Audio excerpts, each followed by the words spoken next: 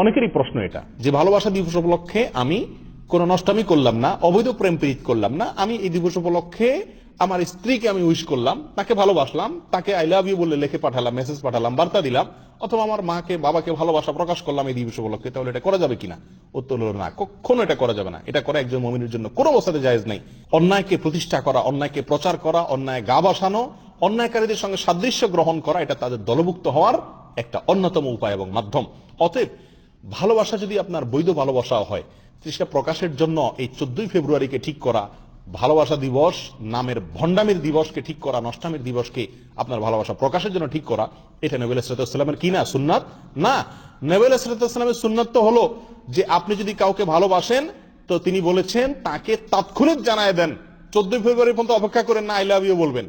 আপনি যদি ভালোবাসেন বউকে, তাহলে এখনই জানাই দেন। অতএব 14ই ফেব্রুয়ারি আসলে আপনি বউকে, মাকে, সন্তানকে, বাবাকে ভালোবাসি এই কথা বলবেন, এটা ঠিক না। এটা বলা মানে তাদের এই নষ্টামিকে প্রমোট করা, এটাকে সমর্থন করা, এটাকে প্রচার করা। আপনি যদি তাদের প্রতি ভালোবাসা থাকে তো সেটা এখনই প্রকাশ করে দেন, যখন ভালোবাসা ফিল করেন তখনই জানাই দেন। এটা নবী সাল্লাল্লাহু আলাইহি ওয়াসাল্লামের সুন্নাত। 14 ফেব্রুয়ারি পর্যন্ত অপেক্ষা করার কোনো প্রয়োজন এবং যৌক্তিকতা নাই। বরং আপনি যদি ওই দিনে এটা বলেন তাহলে কেমন যেন ওই নষ্টামি যারা ছড়াতে চায় আমাদের সমাজে তাদেরই কি করলেন? মার্কেটিং করলেন। আল্লাহ তাআলা আমাদেরকে বুঝার তৌফিক দান করুন।